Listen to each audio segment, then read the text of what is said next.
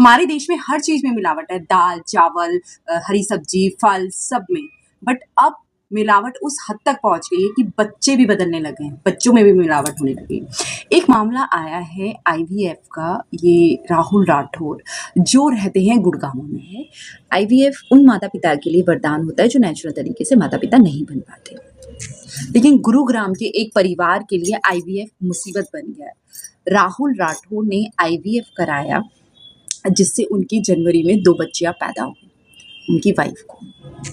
जब बच्चियां थोड़ी बड़ी हुई तो उनका चेहरा ना माँ ना पिता दोनों से नहीं मिलता था, परिवार में किसी से भी नहीं मिलता था। तो उनको शक हुआ, तो परिवार वालों ने बोला डीएनए कराया। दोनों ने डीएनए कराया और डीएनए कराने के बाद ना पिता ना माता दोनों का डीएनए उन दोनों बच्चों से मेल नहीं खाया। मतलब वो दोनों बायोलॉजिकल माता पिता नहीं हैं उन दोनों के बच्चियों के।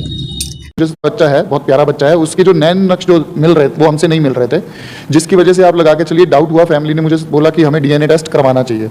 जब डीएनए टेस्ट करवाया दोनों बच्चों का दोनों पेरेंट्स के साथ हुआ और जो रिपोर्ट्स थी सर वो बिल्कुल ही उसने तो लगा के चलिए हमारे पैरों के नीचे से जमीन ही छीन ली थी। आप लगा के चलिए ना तो मदर के साथ डीएनए मैच कर रहा था ना फादर के साथ। तो ये चीज क्लियर हो गई थी कि ये 2 बच्चे हमें जो दिए गए हैं वो जेनेटिकली हमारे नहीं है। अब सबसे बड़ा सवाल हमारे लिए ये खड़ा हो गया था कि जब ये बच्चे जेनेटिकली हमारे नहीं है तो अब इन बच्चों को जन्म हम ही ने दिया है या नहीं दिया, ये भी बहुत बड़ा सवाल खड़ा हो गया था। इस चीज के लिए हमने हॉस्पिटल को अप्रोच किया, दोनों हॉस्पिटल में मतलब हम लोग गए, दोनों से बात की। दोनों का रवैया बिल्कुल अलग था। मैं काफी बार बता चुका हूँ कि कहाँ पर क्या हुआ हमारे साथ। पुलिस में गए सर, 17 जनवरी 2025 को सर मैं पुलिस स्टेशन चला गया था डीसीपी साहब के पास अपनी कंप्लेन लेके। सर 3 महीने तक ना जाने कितने चक्कर काटे हैं मैंने, कितने हाथ जोड़े हैं, कितनी रिक्वेस्ट की है, मेरी एफआईआर नहीं की गई सर। सिर्फ इस बेस पे कि एससीआई आईवीएफ हॉस्पिटल ने बोला है कि आपने डबल डोनर लिया है। डबल डोनर मतलब कि आपने एग डोनर भी लिया है और स्पर्म डोनर भी लिया है। ये डबल डोनर लिया है और उन्होंने बोल दिया और ये काफी है आपको आपकी एफआईआर ना करने के लिए। अच्छा। जो छोटा बच्चा है जब वो एससीआई सेंटर पे गए जहाँ से उनका इलाज हो रहा था, वहाँ पे उन्होंने धमकी दी, आपको हम पैसे दे देंगे, आप अपना मुंह बंद रखिए। उन्होंने पुलिस में कंप्लेन करी, उन्होंने पुलिस वालों ने एफआईआर दर्ज नहीं करी। फिर उन्होंने अदालत चुना। अदालत जाने के बाद फिर अदालत ने पुलिस को बोला कि आप एफआईआर दर्ज कराइए।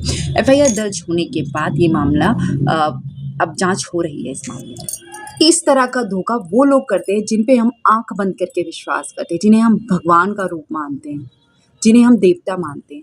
भगवान, डॉक्टर को हम भगवान का दर्जा देते हैं और वो इस तरह से हम पेशेंट्स के साथ धोखाधड़ी करते हैं। शायद पहले डॉक्टर को भगवान माना जाता था, अब डॉक्टर, अगर एक पेशेंट डॉक्टर के पास चला भी जाए ना तो वो उसको पेड़ की तरह देखते हैं कि जितना मर्जी हो सके इसके ऊपर से पैसे झाड़ लो, 2-3 लाख का तो इसके ऊपर खर्चा आना चाहिए, हमारे हॉस्पिटल को पैसा मिलना चाहिए किसी तरीके से। ऐसे डॉक्टर को शर्म आनी चाहिए।